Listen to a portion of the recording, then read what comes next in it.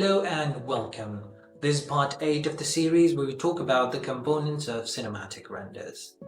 So we'll continue talking about the things that you can do in the texturing part of the process. You see, at microscopic level, no surface is smooth and every surface has little bumps and depressions on it. When seen from the close-up, they can be granular, they can be rubbery, they can be rugged. If we're talking about metals, they can be polished, they can be scratched, eroded, they can be stainless even, and so on. So unless we add these bumps, we can't really imagine to make our textures closer to how they are in the real life. The two main ways to add this bump information into our textures is by using normal maps or bump node. They even fake light interactions without adding on extra geometry.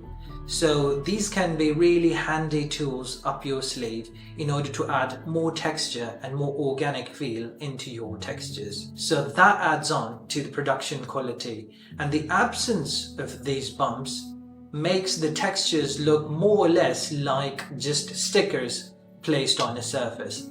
And we all know that normally that does not happen unless, of course, they are actually stickers. So all in all, these bumps should be considered as an essential part of texturing.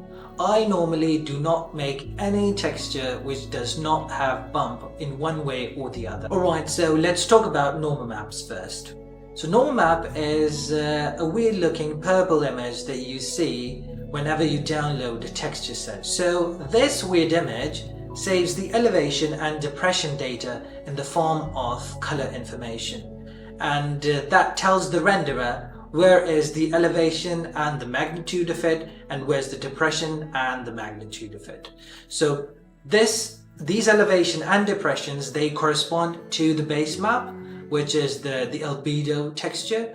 And so wherever the albedo image needs to be elevated, there will be a certain color in the normal map, and whenever the albedo image needs to be depressed, there will be a certain color in the normal map. And in that way, the render engine can produce even the shadows of these bumps and depressions. So as I already mentioned, when you download a texture set, one of the images will be the normal map, which will be the purple one, and you plug in this normal map into the normal input of the shader, and that will give you the normal information. So what do you do when you need to add this depth information into the texture but you don't have normal maps? Well, like everything, you can make it procedurally by the use of the bump node. So you can generate the elevation and depression information using the generators such as noise, Voronoi, and magic textures and so on.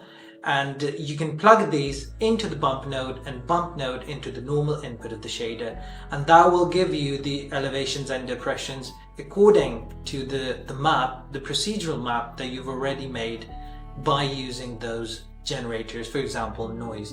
I mostly tend to use the noise generator because it gives more grainy and organic look, but you can experiment whatever the kind of bump you need, and you can mix and match those generators and then plug them into the bump node, and they'll make a bump map specifically to your requirement. If you don't have a normal map, you can even generate this bumpiness even with the base color information, but for that you're going to need to have that information converted into a black and white by using a converter color ramp, and then you will plug that information into the bump node, and that will feed into the normal input of the shader. So the color ramp will effectively convert this color information into black and white, where you do have the control over the contrast, and then that will be fed into the bump node and then to the principal shader. So you can change the magnitude of this bump, how apparent or less apparent it is,